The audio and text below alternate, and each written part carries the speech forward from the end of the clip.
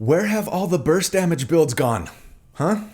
Well, they're a little tougher to come by in the current version of D&D 5e, but that's not going to stop me from making another one today. A monk who makes like 5 billion attacks on the opening round of combat to just obliterate enemies, and it's going to be a lot of fun. So I hope you'll join me.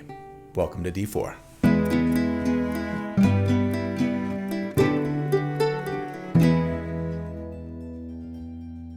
Hey everybody, so here at D4 each week I take a deep dive into a character build for my favorite role-playing games. I like to crunch numbers about them, I like to theorycraft about them, not so that I can tell you the right way or the best way to play a character, but to explore one potential way to build something in the hopes of creating a character that's both really powerful but also really fun to play. So if you also enjoy creating characters for your favorite role-playing games, or if you're just looking for tips or ideas on how to build something you're thinking about playing, or if you just really like theory crafting, then welcome home.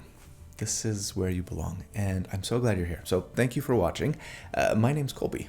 So yeah, it's been a minute since we've done a monk build on the channel, right? I think the Shadow Monk was the last one that we did. That feels like forever ago. And it's been even longer since I've done a burst damage build on the channel, and that's largely, as most of you probably know by now, due to two main factors. One, the way Wizards of the Coast has really removed a lot of the strongest tools for big rounds of burst or nova damage that we used to have. Action Surge can't be used to cast 2-leveled spells anymore, only 1 Divine Smite per round now, no auto crits from the Assassin Rogue, etc., right? But then, 2, now that I'm calculating damage over a 4-round combat encounter for my sustained damage builds, it's kind of pushed me towards using things that I used to think of as burst damage abilities only, due to their limited use, as things that can actually be used to calculate sustained damage now. So all of those, you can do this proficiency bonus times per day, or wisdom modifier times per day, stuff that would give us a little damage bump, sort of like got on the table for consideration for sustained damage that previously I would ignore in those builds, right? That said, let's take a moment to remind everyone just how important going Nova can be in a combat encounter of D&D, or any RPG really for that matter. I mean, sure, getting to a point where you can do 100 damage per round or whatever is great, but would you rather do 100 damage per round sort of consistently on average, or say 150 damage on round 1 and then 75 damage per round on subsequent rounds thereafter? You might end up doing less total damage going that route over an entire combat encounter, but your team might be a lot better off, right? If that extra bit of burst you can add right at the start of a fight might be the difference between an enemy dying before they get to take a turn in combat or staying alive to hurt your party, control or debuff some of you, heal, etc., right? And to be fair, a lot of my sustained damage builds can be guilty of doing less damage on round 1 than on subsequent rounds as they try to buff themselves and start firing on all cylinders later, right? So yeah, let's explore some more burst damage builds. But there's one little bitty problem with burst damage builds as the game currently exists, I think, and it's this. When it comes to burst damage, right on round 1, which is arguably the best time to be going Nova, right? It's hard to build anything that competes with a build that finds a way to make a lot of attacks on round 1 and then takes Bugbear for their species. Of the 3 Nova builds I've done to date for 2024, man, I've only done 3. Yeesh. 2 of them are Bugbears. The Critty Critty Bang Bang, and then there was the Ultimate Smiter. And my concern is both that maybe you don't want to play a Bugbear, or you can't because your table doesn't allow older content, or that Wizards of the Coast is going to come out with an update to a lot of the species that aren't in the 2024 Player's Handbook, and Bugbear's burst damage is going to get nerfed. And yet, I kind of feel compelled to keep using them. Frankly, I'm interested in building characters who can hit as hard as possible when building for damage, so it feels almost neglectful or obtuse to go any other route, especially if I want to see how this burst damage build compares to other burst builds that I've done so far, right? I want to do apples to apples. So here's what we're going to do for the build today. I want to put together a monk that makes just as many attacks as possible right on round 1 of combat for big burst damage. Not a flurry of blows, but like a hurricane of blows. And yeah, I'm gonna see what the numbers look like with a bugbear and a multi-class dip that some of you might not love, but as I'm trying to do more and more of on the channel, I'm gonna throw out some solid alternatives for those who don't like or don't want to go with that option, right? And talk about how it might impact numbers. Sound good? Okay. In that case, let's jump into D&D episode number 220, the Hulkbuster? Go to sleep, go to sleep. The Machine Gun Monk, the Chun-Li. She makes lots of really fast attacks. Enter the Echo, pumped up kicks. The Way of the Echoed Fist, Blurry of Blows, Mad Monk's Flurry Road. Thanks as always to everyone in the Discord server for the fantastic name suggestions here. Today I think I'm gonna go with the one from Logan, the Fast and the Flurriest. Big thanks to my good friend Randall Hampton for the fantastic artwork that he put together for the build today. He does this every week. I love the art that he creates. If you'd be interested in following him to check out the other stuff that he's done, or to maybe try and commission him to create some art for your character, or maybe even your entire party, I will put links in the video description, as always, on how to do so. And we actually don't have a sponsor this week for the video, so let's just jump right in. At level 1, for our starting class, no, we are not starting fighter today, simply because I didn't want to get yelled at. We are going to take some fighter levels, and soon too, but honestly, I don't care as much about Constitution saving throw proficiency on this build, because guess what? We are going 100% pure martial with the build today. No spells allowed, and we're still going to hit like a truck. And, you know, I also, of course, don't care at all about armor proficiency, and so while there are things from Fighter that I do care a great deal about for the build, I don't feel like I necessarily need them at level 1, so sure, let's start as a monk. Get our character's flavor established, as it were, and then dip Fighter later because we decided to focus a little more on our martial prowess for a bit. Or, in our case, perhaps a combination of our martial prowess and like an ability to project our astral selves by focusing our ki. And no, we're not going astral self monk for the record, though it would be cool thematically for sure.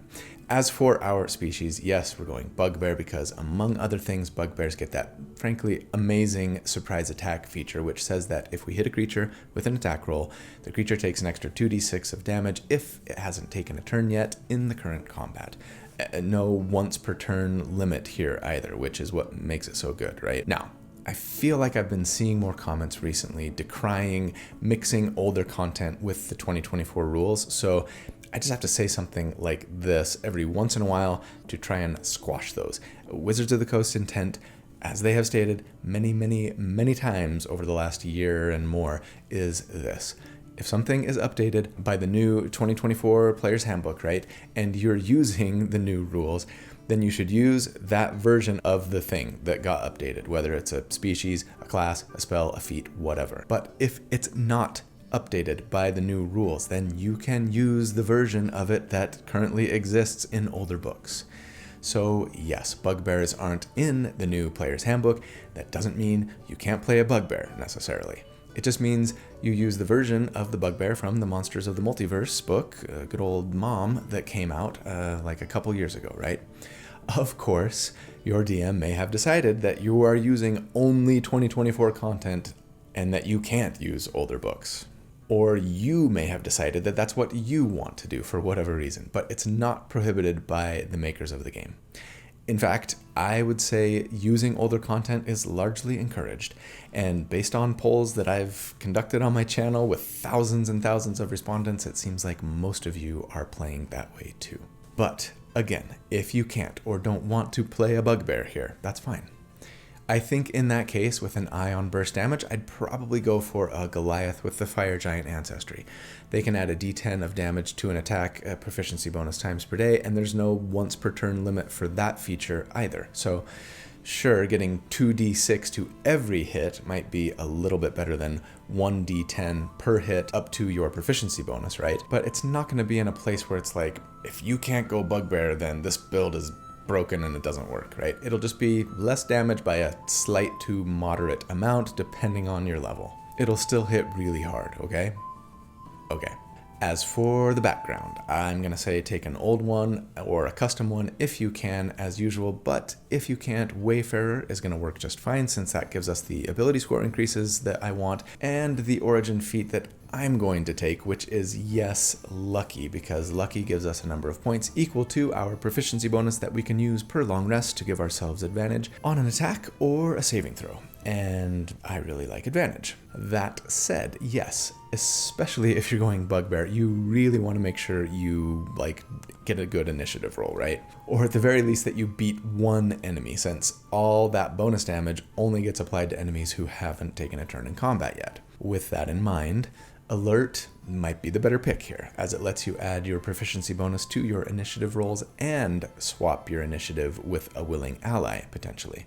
I'm going to stick with Lucky simply because the math is easier if I can assume that we're going to have advantage on all of our attacks, and Lucky should help us practically guarantee that. Plus, we will be a dexterity-focused character, so we'll have a solid bonus to our initiative regardless. But yeah, if I were playing this character in game, I would seriously consider Alert. And while it would reduce our average damage by a teeny amount, it'd probably be worth it. Do what's best for you. But speaking of dexterity, yes, for our starting ability scores, I assume that we go the point buy method as always and say, let's grab a 15 dexterity, take a +2 there, a 15 wisdom and a +1, and then a 14 constitution. For our starting equipment, as a monk, we don't need much. Let's just grab some weapons. We're going to want 2 light weapons that have the Vex and the Nick property. So you could go with the short sword and the scimitar, sure, but I'd probably go with the hand axe and the light hammer or the dagger personally, since they all also have the thrown property, right? And we're not going to care that much about the weapon's damage die, nor if they're a finesse weapon, since as a monk one, we get the martial arts feature, which says that as long as we're using monk weapons, which are simple weapons and martial melee weapons with the light property, or making unarmed strikes and not wearing armor or using a shield, then our damage is equal to our martial arts die, which for now is a d6, but scales with monk levels. Also, we get to make an unarmed strike as a bonus action and can use dexterity instead of strength for our attacks, regardless of whether it's a finesse weapon or not.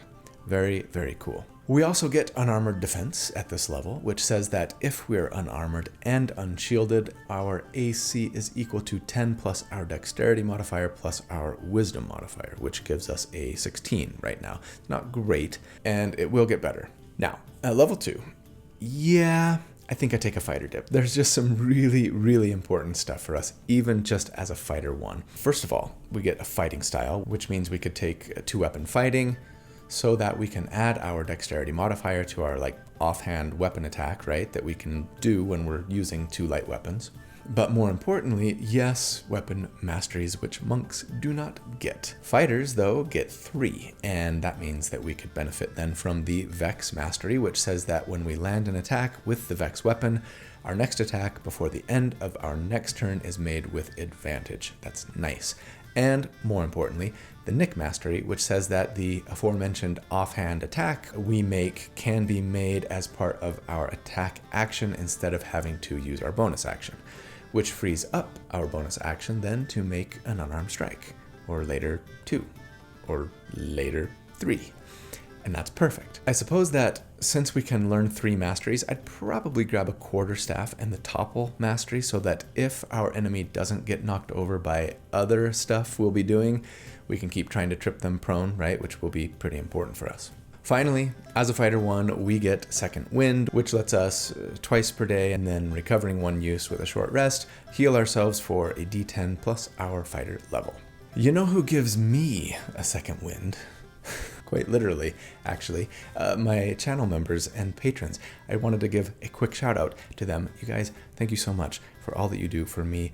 I could not do what I do without you. You are the second wind beneath my wings. Okay, no more second wind jokes. If you're not a member, I would love it if you'd consider becoming one. There's a little button down there that says join, or if you look in the video description, there's a link to my Patreon. Supporting the channel in this way gets you some nice little perks, and I give all the perks to all of my members and patrons just so long as they sign up at the silver level or higher. And I just ask that you pay what you think it's worth and what you feel you can afford. But those benefits include access to the library of write-ups that I create for each of my builds to help you recreate the build yourself a little more easily, access to the community Discord server, and access to the live monthly Q&A hangout sessions that I do. If you can't or don't want to support the channel in that way, that's fine though. I appreciate that you're here watching, and if you like and subscribe, those are also great ways to support me, so thanks. Okay, at level 3, with our fighting style and weapon mastery obtained, let's get back to Monk, beeline for that extra attack, right? Meaning that at level 3 we would be a Monk 2, and that means we get Monk's focus, our focus points. We get 1 point per Monk level, and they reset on a short rest. From this point on, we're told that we can disengage as a bonus action or spend a focus point to both disengage and dodge, thanks to patient defense. Take the dash action as a bonus action or disengage and dash if we spend a point, thanks to Step of the Wind. Or yes, spend a focus point to make 2 unarmed strikes as a bonus action instead of 1, thanks to Flurry of Blows. So very lovely. We also get the, this makes me so very happy, feature Uncanny Metabolism here, which says that once per day, when we roll initiative, we can regain all expended focus points and regain a number of hit points equal to our Monk level, plus a roll of our martial arts die. So very needed, so very good. Finally, we also get unarmored movement here, which says that we get 10 more feet of speed while we are unarmored and unshielded. More speed is always great, especially for melee characters like us. At level 4, we would be a Monk 3, and that means we get deflect attacks, and this is awesome. It says that when we're hit by an attack that does bludgeoning, piercing, or slashing damage, we can use a reaction to reduce that damage by a d10 plus our dexterity modifier and our Monk level. And if we reduce it to 0, which we probably will, we can spend a focus point to redirect that attack against someone else. But it's pretty paltry damage, and they get to save against it, so I'd only go that route if you think it'll finish off the enemy most of the time. Great for defense though. But then we also get our subclass, and we are actually going with what has always been my favorite Monk conceptually, but the only one that I have yet to use in a build for the 2024 rules, surprisingly. I could have sworn that wasn't the case, but here we are with the Warrior of the Open Hand. This is just kind of your quintessential Kung Fu master, and I seriously love it. The flavor text is pretty straightforward. Let's read it. Master unarmed combat techniques. Warriors of the Open Hand are masters of unarmed combat. They learn techniques to push and trip their opponents and manipulate their own energy to protect themselves from harm. So yeah, pretty straightforward. Like I said, we really only get one feature here, but it's really solid. Open hand technique. This tells us that whenever we hit with a Flurry of Blows attack, whenever, right? So on both of them, potentially. And remember, this is a lot stronger in the new rules since we can now Flurry of Blows before our action. We didn't used to be able to do that, and this is important. When we hit, we can do one of 3 things.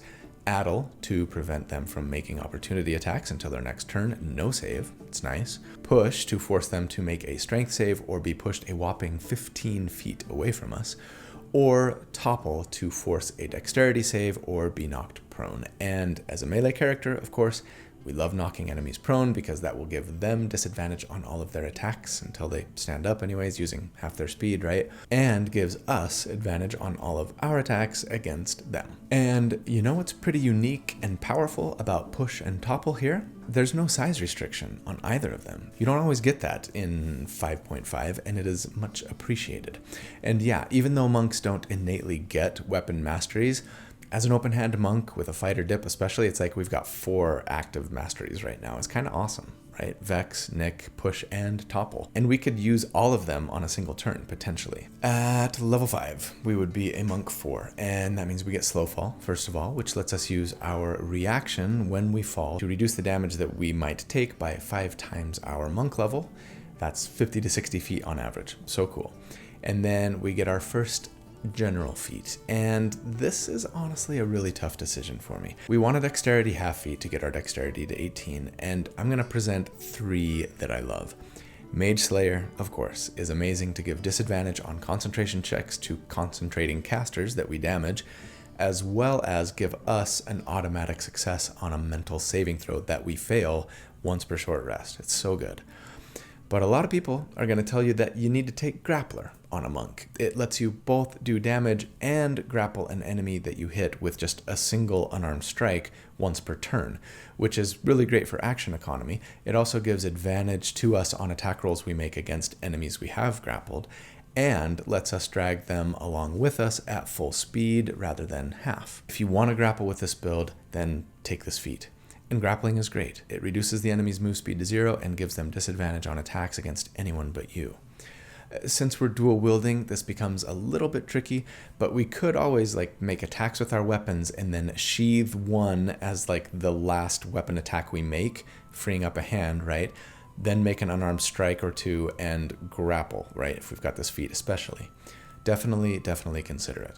That said, I'm also really wanting Defensive Duelist. It says that if we're using a finesse weapon, so you couldn't use a light hammer and a hand axe in this case, you'd need a dagger or a scimitar or a short sword, right? Then we can use our reaction to add our proficiency bonus to our armor class when we are hit by a melee attack until our next turn. It's just like the shield spell, and while sure we have deflect attacks that also uses our reaction, that only works against one attack, right? This would raise our armor class for the rest of the round. I don't know, this is arguably better later when our proficiency bonus is higher, but I think it's a nice option to have for times when a melee enemy's attack would miss us as a result, right? Anyways, I'm just going to say take one of those three. Just make sure you get your dexterity to 18. And of course there's always the charger feat. That's kind of nice. It would give us a little bit of a damage bump, especially on that opening round. We're almost surely running up to an enemy and then attacking them, right? And it could give us an extra d8 of damage.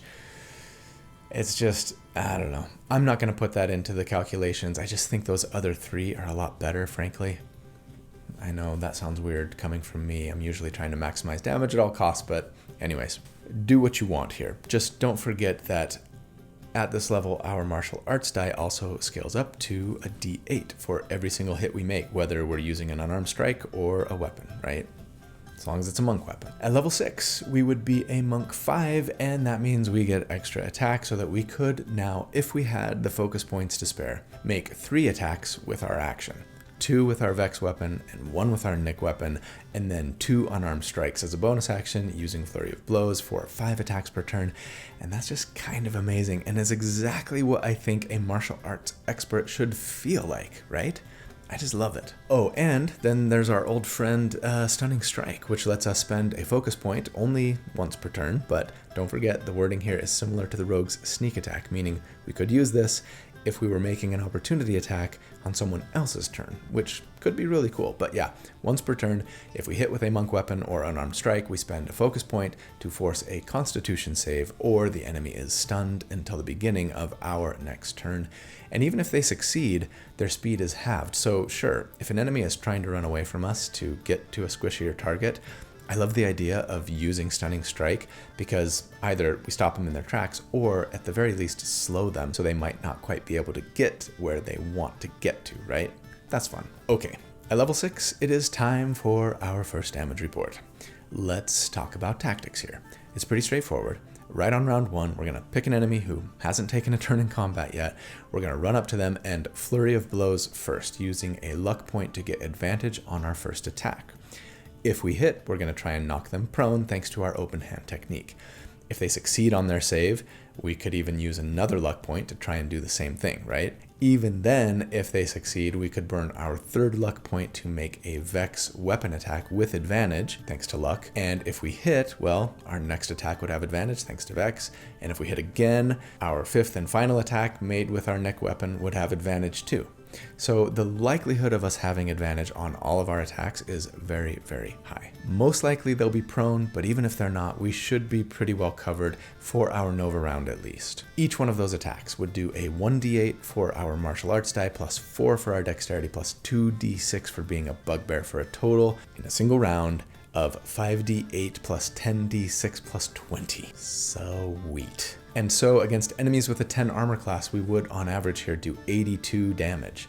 And against a 15 AC, it would be 74 damage in a burst round. And at level 6, That's pretty awesome. Now, compared to other Nova builds that I've done for 5.5 to date, that's just middle of the pack. Critty Bang Bang was auto-critting on Scorching Ray here thanks to a quickened hold person spell, but you know what, looking back, I don't love the way that I calculated the numbers for that build, if I'm being honest. I think I should have assumed a 50% chance that our target would succeed on their save against hold person, in which case things would be a lot lower. And also, I mean, yeah, the tactic only worked against humanoids, right? At this level, at least. We got hold monster later. I mean, if hold person or later hold monster didn't work, the damage for Critty Bang Bang actually ended up being less than this build. Plus, I mean, this monk build isn't using a ton of resources here. One focus point and like 1 or 2 luck points. That's it. So I think our sustained damage on this build is going to be a lot higher than other burst damage builds that I've done so far. And that feels really cool. Plus, I mean, we're a monk, so we're already the coolest. Just like pee in your pants. You ain't cool unless you pee your pants. All right. So what else can we do to get our burst damage up? I think the lowest hanging fruit right now is, of course, to grab another fighter level. So at level 7, we would be a fighter 2, so that we could get, yes, Action Surge, which says that once per short rest, we can take an extra action on our turn, which would mean 2 more attacks for us. Alas, we wouldn't get 3, right? Since that Nick attack is just a one-time thing, usually something we do with our bonus action. But since it's a Nick weapon and we have weapon mastery, we can make it as part of our attack action instead. But I don't think we can make it twice if we're action surging. I feel pretty confident in that reading. But still, 2 more attacks during our Nova round just does a ton for us, since we get to add 2d6 to each of them, yeah? We also get Tactical Mind here at this level, which is some nice utility, letting us spend a use of our second wind when we fail an ability check to roll a d10 and add it to the check, only spending that charge of second wind if the check then succeeds. But then at level 8, I mean, since we're here, we might as well go Fighter 3 so that we can pick up our subclass. And I think, yeah, if you couldn't tell by the failed titles, Echo Knight. So let's discuss. Again, just like the Bugbear, some of you might not like the idea of using the Echo Knight here. It's older content. It was put out by Critical Role, though it is, I'll mention, considered official 5e content, unlike other third-party stuff, even other Critical Role stuff like the Blood Hunter or the Gunslinger Fighter, right? Now, some people consider this subclass to be overpowered. To me, it's very strong, but I don't know, the damage component at least has a solid enough limitation that it doesn't feel that broken to me. Feel free to argue about it in the comments, but if you don't want to or can't use Echo Knight, that's fine. I think the Battle Master works great here, and the damage it can potentially add to a Nova round isn't all that far behind an Echo Knight.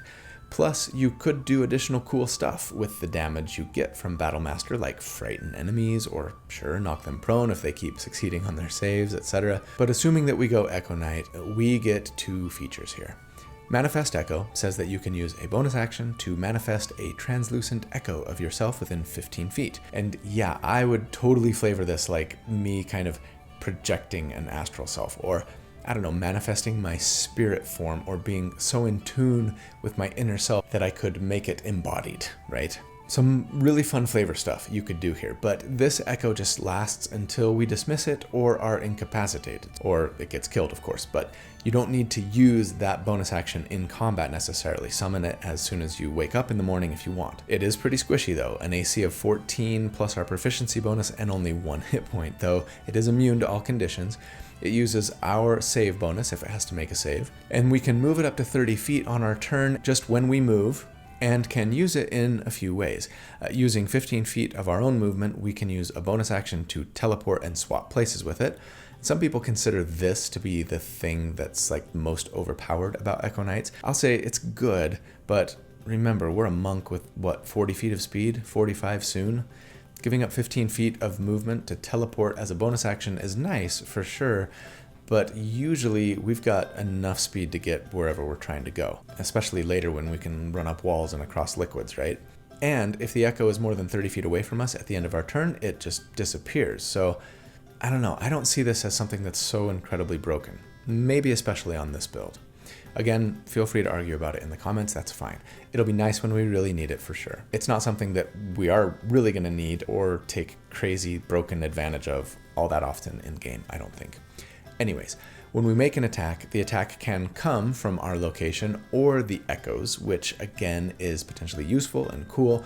And then if an enemy moves away from our echo, we can make an opportunity attack on them from the echo's location. The thing we are most interested in, of course, is the other feature we get here, Unleash Incarnation, which says that Constitution modifier times per day, so only 2 for us at the moment. When we take the attack action, we can make an extra melee attack specifically from the echo's location, so they gotta be close to us. And yeah, since Action Surge would let us take the attack action twice on our turn, we could potentially burn both uses of this during our Nova round, right? Which obviously will do really nice things for us, especially if we're a bugbear. Alright, at level 9, with our subclass under our belt, I want to get back to Monk. I'm sorely tempted to take another level in Fighter for the feat. Sure, feel free to do that if you want.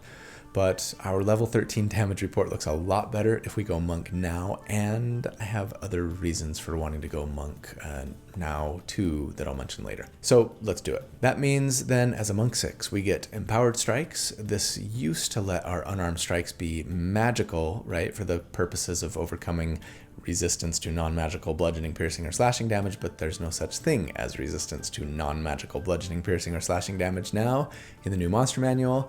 Hallelujah. So instead, this tells us now that our unarmed strikes can do their normal damage type or force damage if we want. And that's awesome because force is almost never resisted or immune, so that's wonderful. We also get Wholeness of Body here as an open hand monk, and this is, it's still a little meh, though better than it used to be. It lets us use a bonus action to heal ourselves for a roll of our martial arts die, plus our wisdom modifier times per day. So it's sort of like having a few extra hit dice that we can use in combat if we really need to. It's not the worst. I kind of wish that we could use like all of them at once or something if need be. Then it would feel a little more useful in combat and not quite so punishing to have to give up my bonus action. We've got a lot of uses for our bonus action, but it's better than nothing. All right, we're level 9. We have arrived at our next damage report. Since last check, we have done some nice things for our Nova round. Added 2 more attacks from Action Surge, and then added 2 more from Unleash Incarnation if we use both of those Unleash Incarnation attacks when we Action Surge, and why wouldn't we? So 4 more attacks for a total of 9 on our Nova round. Sheesh, at level 9. So very apropos. Plus, we've gained some nice utility and survivability features as well. But now against enemies with a 10 armor class, we would on average do 149 damage during our Nova round, and against a 16 AC, we do 133 damage on average. Almost double since last check. It's so awesome.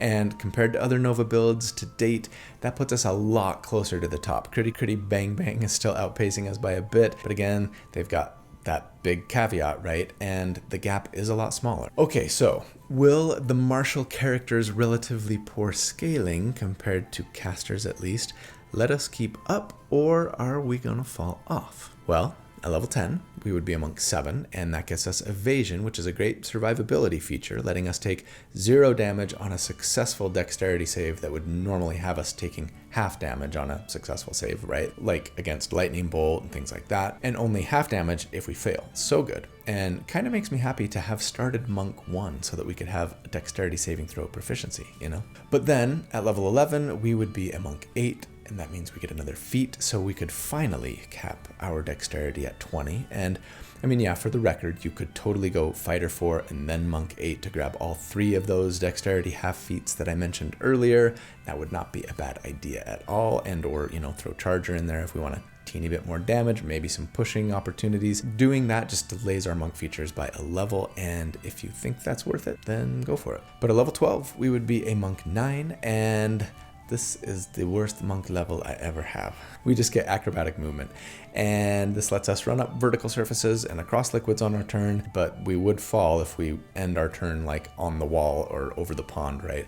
Don't get me wrong, it's super cool, super flavorful, just not something we'll get a ton of use out of most of the time. But that's okay, because at level 13, we would be a Monk 10, and we get 2 amazing features. I kind of wish they would have given one of these to us at level 9. But anyways, self-restoration. This lets us just straight up end the charmed, frightened, or poisoned condition on ourselves if we're suffering from one of them at the end of our turn. Oh, and not eating or drinking doesn't give us levels of exhaustion, because we are the Dragon Warrior and can survive for months on nothing but the dew of a single ginkgo leaf and the energy of the universe. I'm gonna need a lot more than dew and universe juice. But then we get the best feature of them all, heightened focus, which enhances our regular, like monk's focus abilities, right? If we spend a focus point for patient defense, we also get temporary hit points equal to 2 rolls of our martial arts die. If we spend a point for Step of the Wind, we can choose a willing creature within 5 feet to bring with us, and they don't provoke opportunity attacks either. So cool. And finally, we can make 3 unarmed strikes with Flurry of Blows instead of 2. Huzzah. And that is just in time for our next damage report. Phew. Or as my second child used to say when she was little, phew. I don't know why that always tickled us so, but it sure did. Okay, since last check, we've capped our dexterity mod and added 1 more attack from Flurry of Blows for 10 total attacks now. And that's not nothing, but that's all we've done for our damage. We've, of course, also added some really great utility and survivability stuff, but at this level, against enemies with a 10 armor class, we would, during our Nova round, do 176 damage on average, and against a 17 AC, it would be 161 damage on average. And yeah, as I feared, our scaling really slowed down there compared to Critty Critty Bang Bang at least, but hey, we're still in second place compared to other Nova builds to date, and we aren't using a single freaking spell. Pure martial, so suck it, casters. And we didn't care if they succeeded or failed on their saving throw against our hold person or hold monster spell. We do care if they succeed or fail on their saving throw against our ability to knock them prone, but we've got a lot of chances to do that. And even if they continue to stand upright, it's not going to hurt our damage that much. Anyways, let's see how we land the plane here. At level 14, we'd be a monk 11. I think we'd need to get at least 1 more monk level. Not so much for the very nice fleet step feature that open hand monks get now, but this is really cool. It says that if we take a bonus action other than Step of the Wind, which we will very often do, right? Flurry of Blows, whatever. Then we can also use Step of the Wind immediately after that bonus action, and that's kinda awesome. Spend a focus point on it and you can dash, disengage, and bring a friend. Every round if need be, as long as you've got points to spend anyways. That's some grade A utility right there. But the main reason for getting to 11, honestly, was to get 1 more scaling on our martial arts die, right? We've been at a D8 for a long time, and this would put us at a D10, and while sure, per hit, that's only about a point of damage better, when you're making 10 attacks in a round, that's a pretty significant increase, right? But at level 15, I mean, I can see going a few different routes here. You could just stick with Monk. You probably should. You want more feats to raise your Wisdom modifier. Get Deflect Energy at level 13. It's amazing. Discipline Survivor at Monk 14 gives proficiency in all saving throws. That's so good. I can feel Treant Monk's anger from here as I hint that this is not the route that I'm going. So yeah, go that route. Be happy. Or in my never-ending and foolish pursuit of more damage, we could take like some ranger levels, get another fighting style, maybe the thrown weapon fighting style, and we start chucking our weapons on our turn for a little damage bump.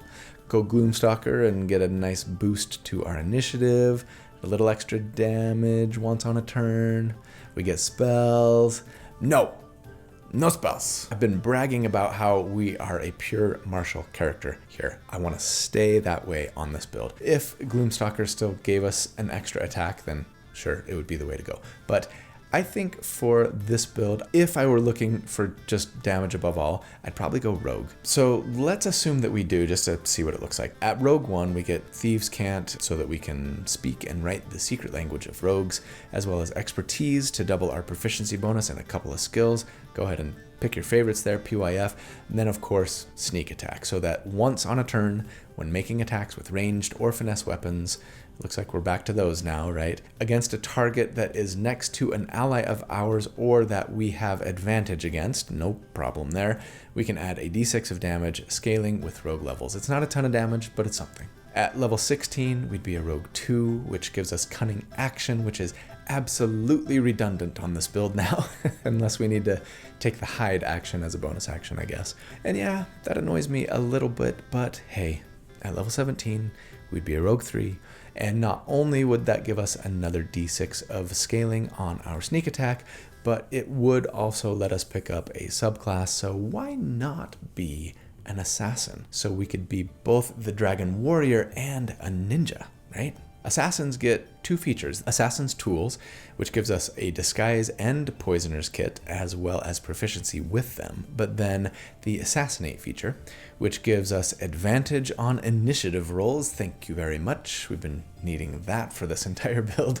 And yes, Surprising Strikes, which just straight up gives us advantage on all attack rolls against a creature who hasn't taken a turn yet, letting us save our luck points and not care if they make their save against being tripped, and then dealing just a little extra damage with our sneak attack that round, right? It's equal to our rogue level, so 3 more damage. None of these things are crazy bumps to our damage, but I do think there's some nice synergy here and fun flavor and utility, plus a little damage bump, so sure, go this route if you want. But this is going to bring us to our final damage report. Since last check, we have scaled our martial arts die to a d10, added 2d6 plus 3 sneak attack damage during our Nova round, and as usual, picked up some really great utility along the way. But here, against enemies with a 10 armor class, we would on average do 197 damage during our Nova round. Oh, almost hit 200, so close. And then against an 18 AC, it would be 182 damage on average. I mean, of course, you know, these are just averages, right? So sure, plenty of times you will get over 200 during your Nova round. I mean, especially if you have magic weapons and or magic fist wraps or whatever, right? And that's awesome. But yeah, our scaling has continued to be a little lackluster compared to other Nova builds, but keeping us in second place at this level compared to others, so I don't feel too bad about it at all. All right, let's get into some final thoughts here. The tier score for this build, if you take the damage they do against each of the armor classes that we calculate for at each of the 4 damage reports, just average it into one big number, we end up with a 126. Putting us, as expected, I think, second only to the Critty Bang Bang compared to other Nova builds that I've done for 5.5e, and we did it all without casting a single spell. And I kind of love that, I'm not gonna lie. All right, let's talk a little bit about alternative builds to what we ended up with, right? There is an argument to be made for prioritizing Fighter here over Monk. If we would have gone, say, just Monk 3 and Fighter 11, then eventually, at least, we could have ended up with even more attacks during our Nova round, right? 12 with Action Surge, and yeah, that would have been fun, but I think up until level 14, the build would have been a little weaker overall. One more feat from Fighter, sure, that would be nice, but a smaller martial arts die, missing out on so many of those cool, fun, flavorful, and often really useful Monk features too. Still, sure, if you were going to play this character at high level, especially in a high level one-shot or something, taking Fighter 11 is worth considering. But what about those rogue levels at the end? Is that really worth it? No, probably not. Especially if you were going to play the character to level 20, right? You would have gotten one more bump to your martial arts die had you just stayed Monk, and the really amazing open hand quivering palm feature, which is just so dang cool and super potent. Plus, yeah, more feats, all those amazing defensive and utility bumps from Monk. On the other hand, I mean, sure, start Rogue with this build if you want. If you prefer the character to be a little bit more of a ninja and your party really needs someone with stealth and trap finding and lock picking expertise, you know, build up that burst damage a little more slowly, but you're much more likely to win initiative, like throughout your character's career, especially if you didn't take the alert feat. It's not a terrible route to go. In the end, I don't see any of these ideas being bad ones. It just all depends on what level you're playing at and what you want to get out of the build, what you're prioritizing, right? But the way we went, the place we ended up, I'm not gonna lie, I'm amazed that we were doing as much damage as we were as a pure martial. It feels super cool, especially at like the end of tier 2 of play, right? That level 9 damage report.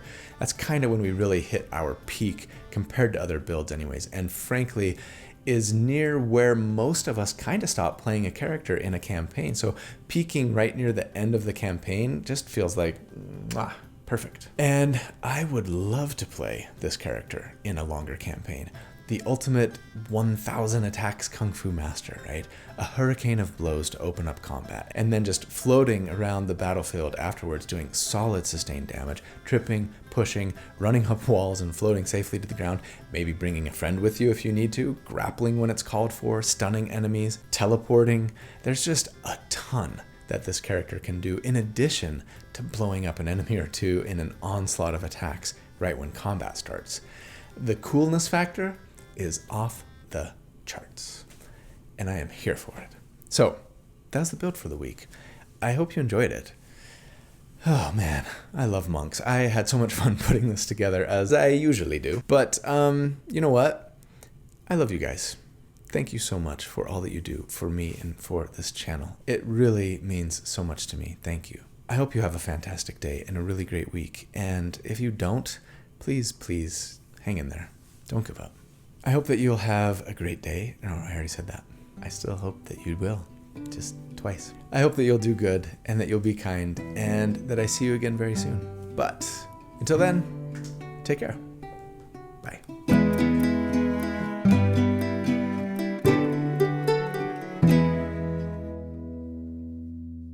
You're a pink pony girl, and you dance at the club, oh mama. I'm just having fun on the stage in my heels. It's where I belong, down at the Pink Pony Club. I'm gonna keep on dancing at the Pink Pony Club. I'm gonna keep on dancing down in West Hollywood. I'm gonna keep on dancing at the Pink Pony Club. Pink Pony Club. Oh, when I decided on the color of the background light, I just kind of had to go with that song today, I think. And man, is it an earworm. My wife can't get enough of that song right now, and when it gets in there, it ain't leaving. Seriously.